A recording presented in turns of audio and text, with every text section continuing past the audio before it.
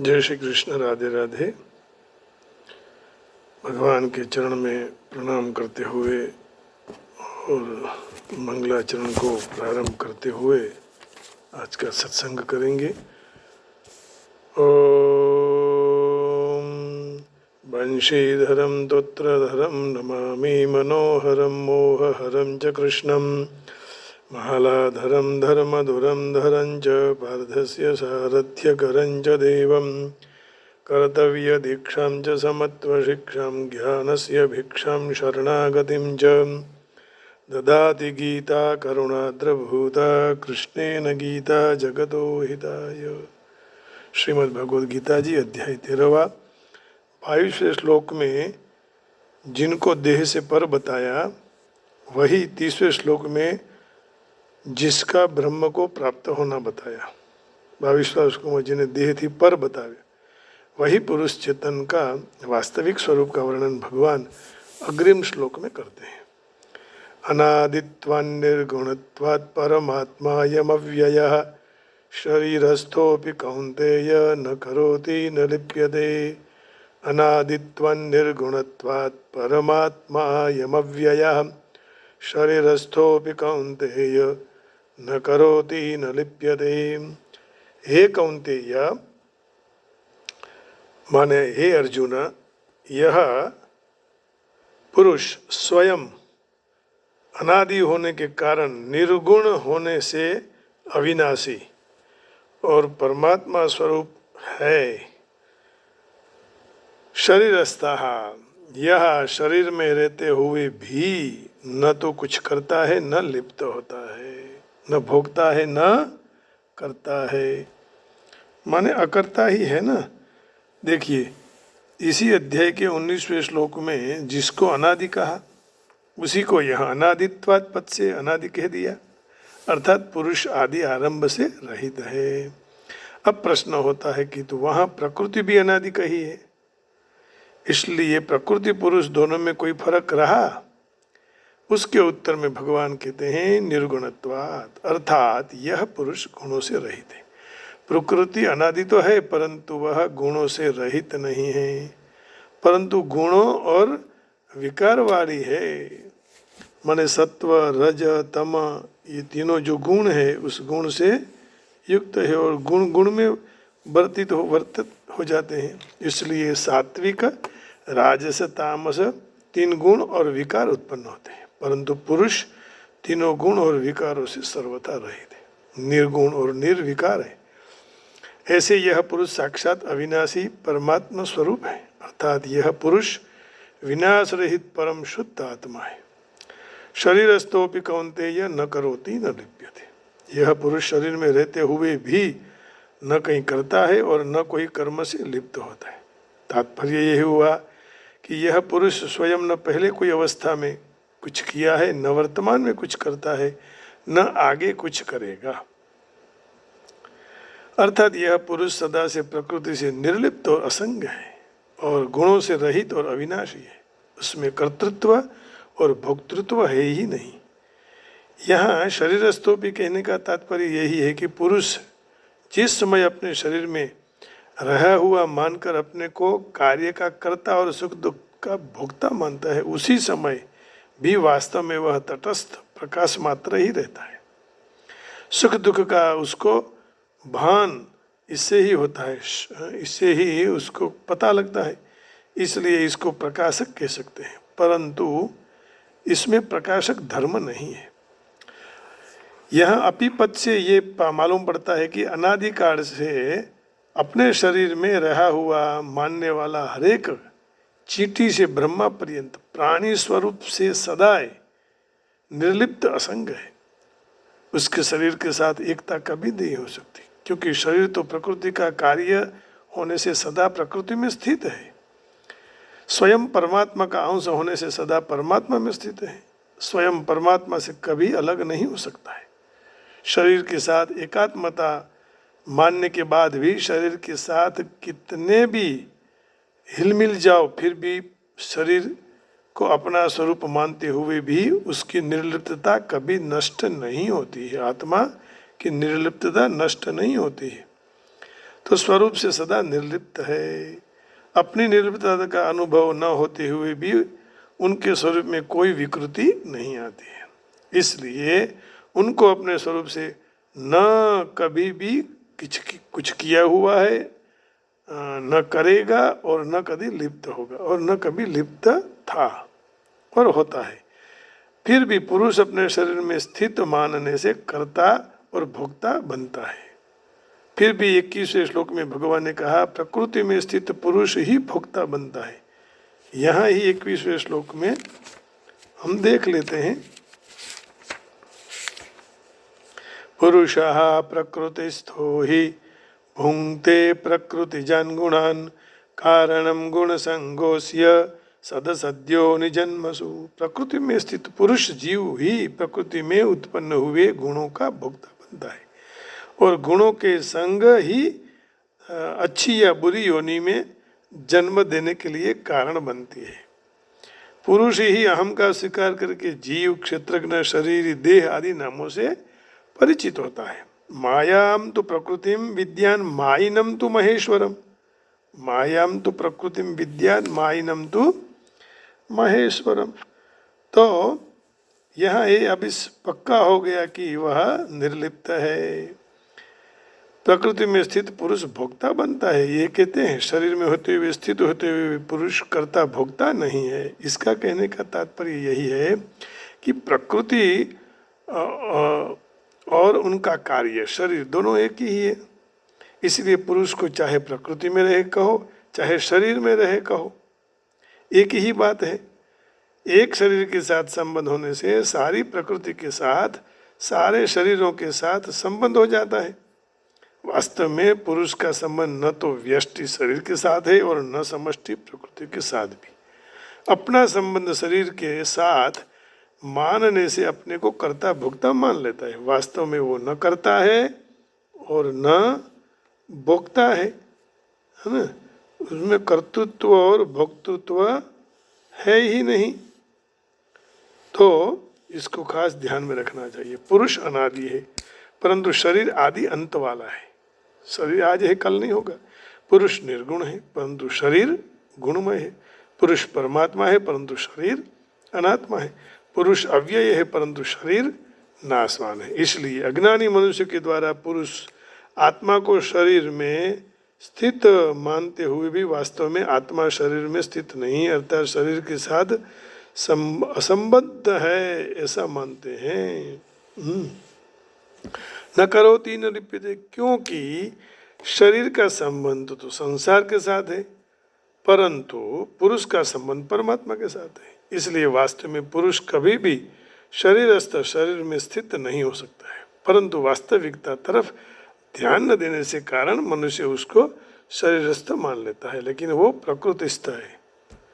प्रकृतिस्थो ही भुंक्ते प्रकृतिजान् गुणान्। पुरुषः प्रकृतिस्थो ही भुंक्ते प्रकृतिजान् गुणान् कारणं गुणसंगोस्य सदसद्यो निजन्मसु। अब निर्गुणत्वात् पुरुष स्वयं निर्गुण होते हुए भी गुणों का संग करके बध जाता है। इसी अध्याय के 21वें श्लोक में जो अभी कहा ना, कारणम गुणसंगोस्य सदसद्योनि जन्मसु। तो बंधन स्वतः स्वाभाविक है, मुक्ति कार्य साध्य है, परंतु वास्तव में मुक्ति स्वतः स्वाभाविक है और बंधन कार्य साध्य है। गुणों का संबंध पुरुष के साथ नहीं है बल्कि प्रकृति के साथ है। गीता जी के 13वें अध्याय के 23वें श्लोक में कहा, मैंने इसी अध्याय में कहा, य एवं वेत्ति पुरुषं प्रकृतिं च गुणैः सह सर्वदा वर्तमानोऽपि न स भूयो विजायते। इस तरह पुरुष को और गुणों के साथ प्रकृति को जो मनुष्य अलग अलग जानता है वह हर प्रकार से बरतता हुआ भी फिर जन्म लेता नहीं है। माने वो अलग माने तो फिर पुरुष और प्रकृति को अलग माने फिर दूसरा जन्म नहीं होता, ऐसा कह रहे हैं, मुक्त हो जाता है। तो बंधन कार्य, गुणों का संबंध पुरुष के साथ नहीं है बल्कि प्रकृति के साथ है। तो इसलिए अनादि निर्गुण परमात्मा अव्यय न करोति न लिप्यते, यह स्वतः स्वाभाविक है। साधक इस स्वाभाविकता का अनुभव करना है साधक को।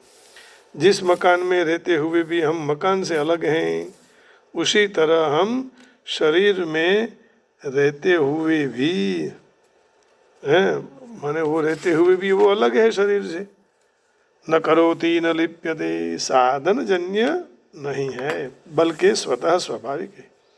तात्पर्य ये हुआ कि स्वरूप में लेश मात्र भी कर्तृत्व और भोक्तृत्व नहीं है, स्वतः सिद्ध बात है जिसमें कोई पुरुषार्थ नहीं है, अर्थात उसके लिए कुछ कोई भी करने की जरूरत नहीं। तात्पर्य यह हुआ कि कर्तृत्व भोक्तृत्व को निकाल नहीं देना है, लेकिन उनको हमको स्वीकारना भी नहीं है। इसलिए अभाव का अनुभव करना है, कारण क्योंकि वास्तव में वह अपने में है ही नहीं। इसलिए साधक अपने में निरंतर अकर्तृत्व और अभोक्तृत्व का अनुभव करना चाहिए, है ना। कर्तृत्व भोक्तृत्व काढ़ी नहीं नाखवाना, पण स्वीकारवाना ही नहीं। अपने में निरंतर अकर्तृत्व अभोक्तृत्व निष्कामता निर्ममता का अनुभव होना ही जीवन मुक्ति है। और इसलिए गीता जी में ये स्मृति प्राप्त थवी ऐसा कहा, नष्टो मोह स्मृतिर्लब्धा तत्प्रसादान्मयाच्युत गतोस्मि गत संदेह। 18वां का 73वां श्लोक है। नष्टो मोह स्मृतिर्लब्धात् तत्प्रसादान्मयाच्युत गतोस्मि। नष्टो मोह स्मृतिर्लब्धा, मेरा मोह नष्ट हो गया। स्थितोस्मि गत संदेह करिष्ये वचनम तव। नष्टो मोह स्मृतिर्लब्धा त्वत्प्रसादान्मयाच्युत। स्थितोस्मि गत संदेह करिष्ये वचनं तव। हे अच्युत, आपकी कृपा से मेरा मोह नष्ट हो चुका है और मैंने स्मृति प्राप्त कर ली है। अब मैं संशय रहित होकर स्थित हूँ। अब मैं आपकी आज्ञा का पालन करूँगा, आप जो कहेंगे वो करने को तैयार हूँ। तो जो स्वरूप कर्ता और भोक्ता नहीं है, फिर कर्ता और भोक्ता है कौन, यह विचार किया जाता है। पहले ये सोचो कि कर्ता कौन है। शरीर कर्ता नहीं है, कारण के वह प्रतिक्षण अभाव में जा रहा है। शरीर आज है वो कल नहीं रहेगा, नित्य क्षीण होता जाता रहा है, छोटा हो रहा है, बड़ा नहीं। मन बुद्धि चित्त और अहंकार, ये 4 कारण है जिनको अंतर करते हैं। वह अंतःकरण भी करता नहीं है, क्योंकि करण कर्ता के अधीन होता है, परंतु कर्ता स्वतंत्र है। पाणिनि मुनि कहते हैं स्वतंत्र कर्ता। पाणिनि अष्टाध्यायी में पहले अध्याय में चौथे पाद में 54वां ये सूत्र है। तो करण तो क्रिया की स्थिति में खूब सहायक होता है। साधकतमं करणम, ये भी पाणिनि मुनि का सूत्र है। अष्टाध्यायी में पहले अध्याय 4th पाद और 42वां सूत्र है। इसलिए करण के बिना कोई क्रिया सिद्ध नहीं हो सकती है। मैं हाथ से खाता हूँ, कलम से लिखता हूँ, तो ये एक लिखने का साधन है, खाने का साधन है हाथ, मुंह बोलने का साधन है जीभ मुंह आदि। कोई क्रिया सिद्ध नहीं हो सकती है करण के बिना। तो करण करता नहीं है, कर्ता करण नहीं है।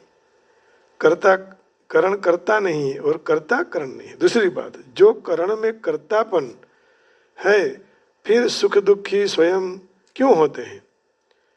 यदि करण सुखी दुखी होता हो तो अपने को क्या नुकसान। सत्स्वरूप में भी करता नहीं है, क्योंकि मैं पना हूँ पणु यह तो प्रकृति का कार्य है, और प्रकृति से अतीत में किस तरह संभवित है।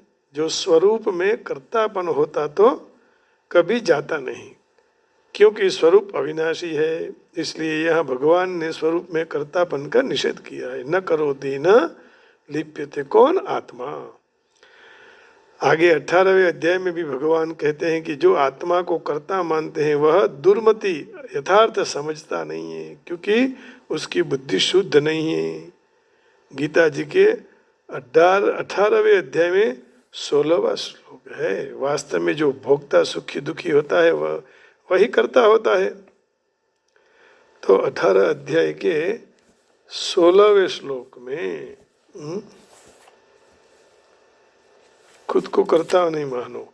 तत्रैवं सति कर्तारम् आत्मानं केवलं द्वयः पश्यत्यकृतबुद्धित्वान् न स पश्यति दुर्मतिः। तत्रैवं सति कर्तारम् आत्मानं केवलं द्वयः पश्यत्यकृतबुद्धित्वान् न स पश्यति दुर्मतिः। परंतु ऐसे 5 हेतु होते हुए भी जो मनुष्य कर्मों के विषय में केवल शुद्ध आत्मा को कर्ता देखता है वह मलिन बुद्धि का देखता नहीं है, क्योंकि उसकी बुद्धि शुद्ध नहीं है, अर्थात उसको विवेक ने उसको महत्व नहीं दिया है। तो जो आत्मा को कर्ता मानते हैं वो दुर्मति है, वो समझता नहीं है यथार्थ। अब विचार कीजिए, भक्ता कौन, भोक्ता कौन है? और भोक्ता न सत है न असत है। सत भोक्ता बन नहीं सकता, क्योंकि सत में कभी अभाव नहीं होता है। ना भावो विद्यते सतः ना सतो विद्यते भावो ना भावो विद्यते सतः उभयोरपि दृष्टोन्तस्त्वनयोस्तत्त्वदर्शिभिः। फिर भी भोक्तापन का उसमें अभाव है। न लिप्यते, असत भी भोक्ता बन नहीं सकता, क्योंकि असत की सत्ता अस्तित्व में नहीं है। ना असतो विद्यते भाव, असत में चेतनता भी नहीं है, इसलिए उसमें भोक्तापन की कल्पना नहीं हो सकती है। तात्पर्य ये हुआ कि कर्तापन न तो सत में है और न असत में है। सत असत के संयोग में भी कर्तापन और भोक्तापन नहीं है, क्योंकि जैसे दिवस और रात का संयोग असंभव है, उसी तरह सत और असत संयोग का असंभव है। बहुत बढ़िया उदाहरण दिया। रात दिन एक दूसरे के आगे पीछे हैं, लेकिन उनका संयोग ठीक नहीं है। रात आई दिन चला गया, दिन आया रात चली गई। उसी तरह सत और असत का संयोग असंभव है। इसलिए कर्तापन और भोक्तापन मात्र मान लिए हुए।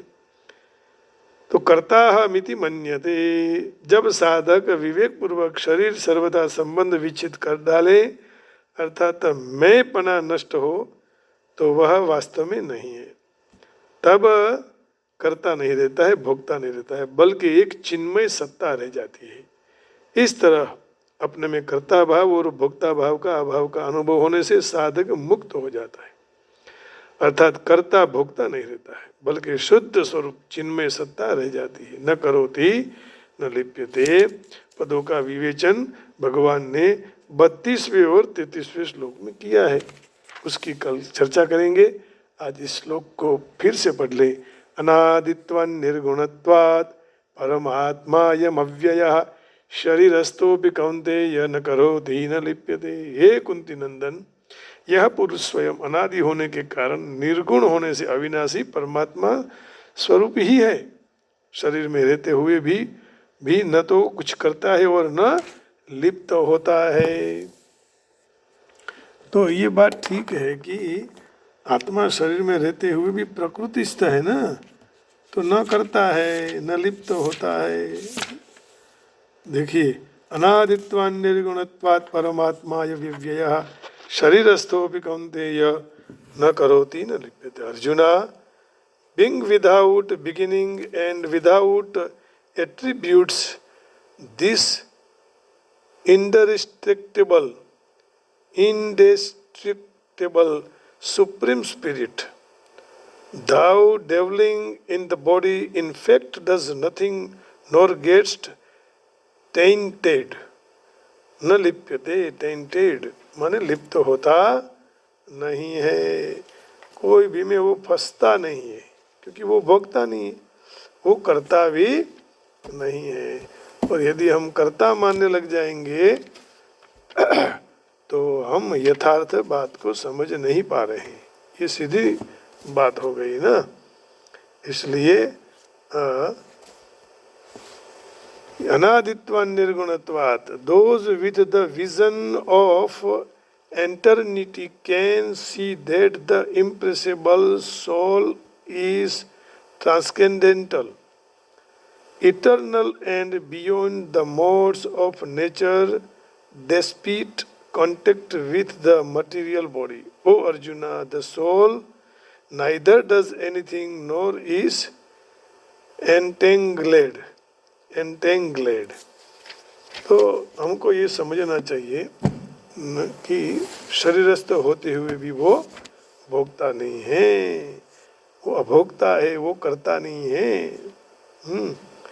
जीवात्मा जन्म प्राप्त करता है ऐसा बताया, क्योंकि भौतिक शरीर का जन्म होता है। वास्तव में जीवात्मा सनातन है, न वो जन्म लेता है और न भौतिक शरीर में रहते हुए दिव्य और शाश्वत है,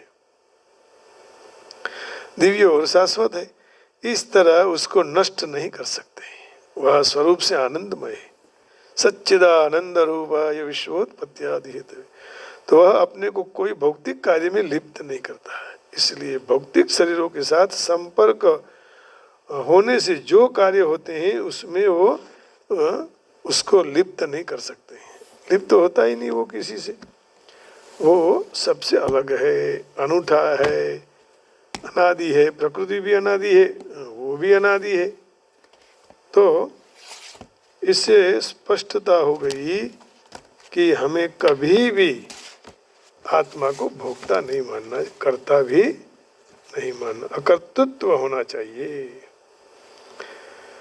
अब विदुर और मैत्री का भेंट हुआ संवाद। अंश की गति हमेशा अंशी की तरफ होती है, अच्छे लोगों की गति अच्छे लोगों की तरफ हो जाती है। तो जीवन की गति सुख तरफ होती है, कोई भी हो सुख मिलना चाहिए। इस शरीर देह मिला है तो आत्मा कैसे सुखी हो, तो कि भजन करो, क्योंकि हम भगवान के अंश हैं। ममैवांशो जीवलोके जीवभूत सनातन।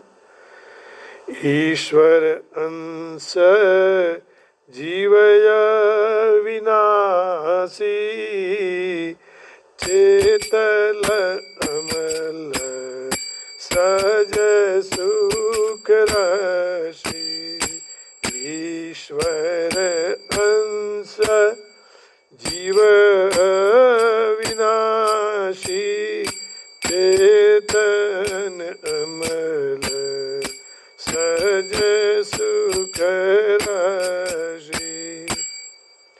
ईश्वर अंश जीव विनाशी, चेतन अमल सज सुख राशि।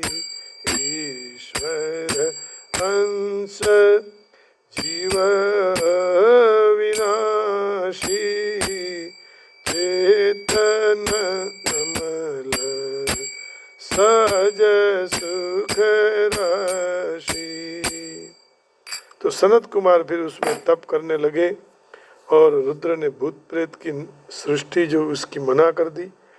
ब्रह्मा जी के मनु शत्रुपा, उनके 3 आकुति, देवहूति, प्रसूति, एक कन्या हुई। कपिल गीता उत्पन्न हुई उसमें से, क्योंकि बीच में ब्रह्मा जी के नाक में से, नासिका से वराह का जन्म हुआ। हिरण्याक्ष के द्वारा जो पृथ्वी को ले गए थे, तो भगवान ने उद्धार किया वराह जन्म लेकर। देवहूति और कर्दम के द्वारा कपिल गीता, माने कपिल मुनि के द्वारा कपिल गीता, देवहूति और कर्दम के लड़के का नाम, माने उनके पुत्र के नाम था कपिल मुनि, कपिल ऋषि। 9 दिकरियाँ, 9 बेटियां हुई और 10वां दिकरा कपिल जी हुए। वशिष्ठ, अरुंधति, अत्रि, अनसुया, ऐसी ऐसी महान बेटियां हुई। और कपिल गीता में माता देवहूति और कपिल जी का संवाद बताया है। अब देखो, ब्राह्मण को चौथे चरण में संन्यास धारण करना चाहिए, क्योंकि ब्राह्मणस्य देहोयम क्षुद्र कामाय निश्चिते कृच्छ्राय तपसे चेह प्रत्यानंत सुखाय च। तो निवृत्ति के बाद व्यक्ति भ्रमित हो जाता है, लेकिन आध्यात्मिक जीव निवृत्त होने की निवृत्त होने का इंतजार करते हैं। तम त्वागताहम शरणं शरण्यम। अब कपिल मुनि के शरण में माँ आ गई, कह रही है कि मैं तेरे शरण में हूँ, मुझे ज्ञान दो, चाबी और ताला खोलो। अब देखो, चाबी ताला खोलने के लिए भी है और बंद करने भी है। उसी तरह ये मन है जो चाबी है, भगवान के द्वार खोलने के लिए भी है और भगवान के साथ जोड़ने के भी है। तो विषयी मन जन्म जन्मांतर का है। उदाहरण, कोई गंदगी में कीड़ा, उसको सुगंध का अभ्यास नहीं होता है, हाँ? और विषयी मन को ये सब छोड़ना बहुत कठिन है। भ्रमर को गंदगी में डालो तो मर जाएगा, लेकिन कीड़े को गंदगी में डालेंगे, गंदगी में, तो वह बच जाएगा। तो हमें हरी तरफ जाना चाहिए, ये माया रूपी कीचड़ में नहीं फंसना चाहिए, संसार के दुख रूपी कीचड़ में, भोग रूपी दुख कीचड़ में फंसना नहीं चाहिए। हरी तरफ मन ले जाओ, विषय थी दूर, विषयी मन को धीरे धीरे हरी तरफ ले जाओ, हाँ? तो उसको ले जाने में क्या चाहिए? जैसे मन, मकान जैसे हम साफ करते हैं, हाँ? और परदेश जाते हैं फिर वापिस आते हैं, अब वो गंदा होता है, इसको साफ करना पड़ेगा। धूल उड़ी हुई होगी, काल नहीं उड़े तो धीरे धीरे वह अपने आप साफ नहीं होता है, लेकिन किसी के द्वारा करवाना पड़ता है। उसी तरह मन से हमारा ये जीवन साफ हो। मन मंदिर में साधना का झाड़ू लगाना चाहिए। रजोगुण तमोगुण से धूल उड़ जाती है। इसलिए कहते हैं, मेरो मन अनंत कहाँ सुख पावे, मेरो मन अनंत कहाँ सुख पावे। यहाँ ये भी कह सकते हैं कि धूल उड़ी है, धूल पड़ी है तो ज़्यादा पवन लगेगा तो धूल अपने आप भी उड़ जाती है। उसी तरह हमारे मन में कोई काम विकार सब लगा हुआ है, लेकिन संत के पास जाएंगे तो अपने आप वह उड़ जाती है। जैसे उड़ी जहाज को पंछी, पुनि जहाज पे आवे, जैसे उड़ी जहाज को पंछी, पुनि जहाज पे आवे। कमल नयन को छांडी महात्मा, और देव को ध्यावे। परम गंग को छांडी पियासो, और देव को ध्यावे। जिन मधुकर अम्बुज रस चाख्यो, क्यों करिल फल खावे। मेरो मन अनंत कहाँ सुख पावे। सूरदास प्रभु कामधेनु तजी, छेरी कौन दुहावे। मेरो मन अनंत कहाँ सुख पावे। जैसे उड़ी जहाज को पंछी, पुनि जहाज पे आवे। मेरो मन अनंत कहाँ सुख पावे। राधे राधे राधे कृष्ण राधे राधे राधे राधे कृष्ण राधे राधे कृष्ण राधे राधे राधे राधे कृष्ण राधे राधे राधे राधे कृष्ण राधे राधे कृष्ण राधे राधे राधे राधे राधे कृष्ण राधे राधे राधे राधे राधे कृष्ण राधे राधे राधे राधे कृष्ण राधे, गोविंद गोविंद गोपाल गोपाला, गोविंदा जय गोविंदा गोपाला जय गोपाला, गोविंदा हरि गोविंदा गोपाला हरि गोपाला, गोविंदा हरि गोविंदा गोपाला हरि गोपाला, गोविंदा गोविंदा गोविंदा हरि गोपाला। बोलिए कृष्ण कन्हैया लाल की जय। आज का यह सत्संग आप सबके हृदय में बैठे हुए भगवान को अर्पण करके वाणी को विराम देता हूँ। जय श्री कृष्ण, राधे राधे, हरिओम, जय योगेश्वर, ओम नमः शिवाय, जय गणेश, जय हो प्रभु।